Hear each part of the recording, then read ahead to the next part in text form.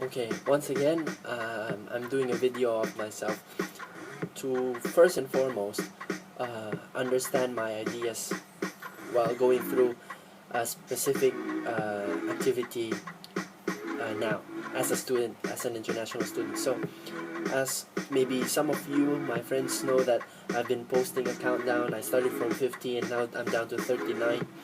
I'm doing a countdown of my journey to finishing my thesis in 50 days. Some may raise their eyebrows and say, "What are you crazy? Are you going to cheat? What are you going to do? Are you not going to sleep? Can you really finish your research in 50 days?" And I say yes.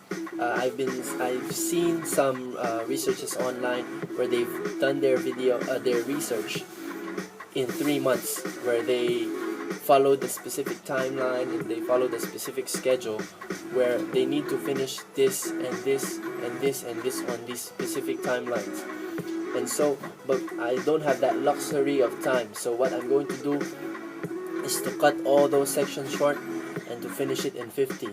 So this video may be very helpful for year 4 students out there who are graduating soon. So first of all, you can do it in 50 days. I've done it in my undergraduate thesis. We are in a group, we are 3 people. One is Rudolph, Therese, and me. We studied the relationship between students' academic motivation and their academic procrastination. If I'm gonna count all those hours, I think it's possible to do it in 50 days. Like what we studied, students nowadays, including me, procrastinate. They wait until such time that that specific part where it's very near to that deadline, they boost all their energy and to finish what they need to finish. So I want to let you know that if you have your sources and concepts in mind, you can finish your research in 50 days. You have to have your story, your concept, but you will have that only if you read. So basically the understanding there is you finish chapter 2 first. Chapter 2, get your literature together, get the gaps in the literature, get the contradictory in the literature, and then you start from there. You conceptualize and you add up, and that's going to be your chapter 1. Okay, I don't want to make this long, but that's the idea. But in order to do that in 50 days, it requires focused effort on building up momentum, patience and persistence, and an average of 22 hours in the library per week.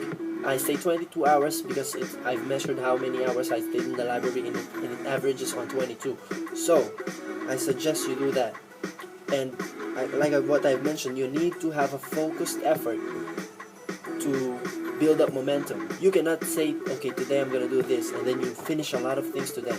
And what about tomorrow? So what you need to do is, today, you have to finish as much as you can. Don't tire yourself up. Maybe put an average of 4 hours a day. So you work 4 hours today, and tomorrow you work another 4.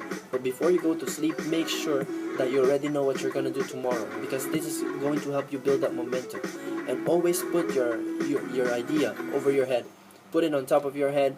Put it on your priority list. It's like having a crush all over again. You put it as a crush. You always think about that in your head. It never leaves your head. That's the way to build up momentum. And every day you'll be excited to do that. Unless you're in that mindset, you won't be able to do the 50 days research. Now I'm down to 39, and I'm expecting myself to finish it in 50.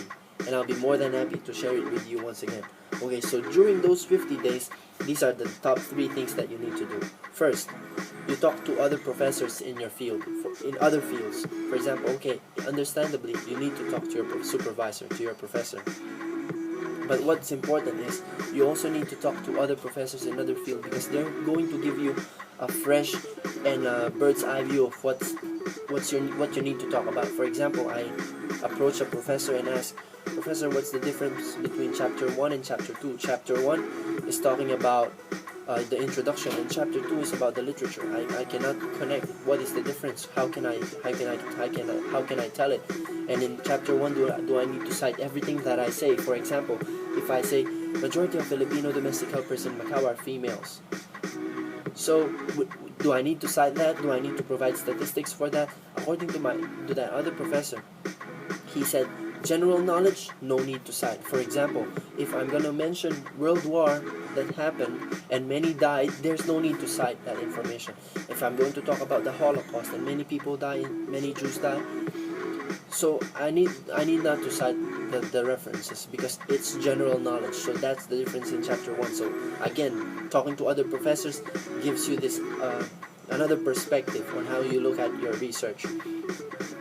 Second of all, read, and read. That's very important because you don't have anything to conceptualize, you don't have anything to cite, you don't have anything to present if you don't read. So it's very, very important. But how you do the reading is very important too. You don't read each journal word for word. You have to look at them from a very high point of view.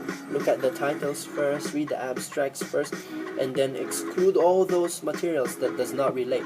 For example, I've seen a journal related to farm workers.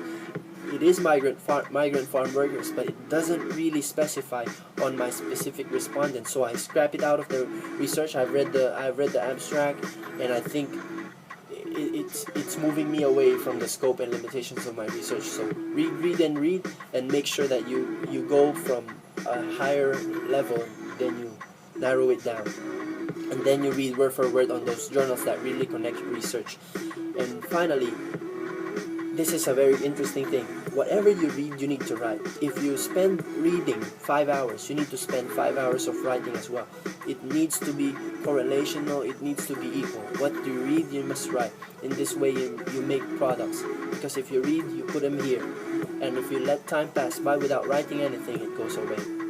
So I hope those things help you and inspire you to do your research in 50 days. I think I can. And I can do it, and I know that you can do it as well. So see you after 39 days after this countdown.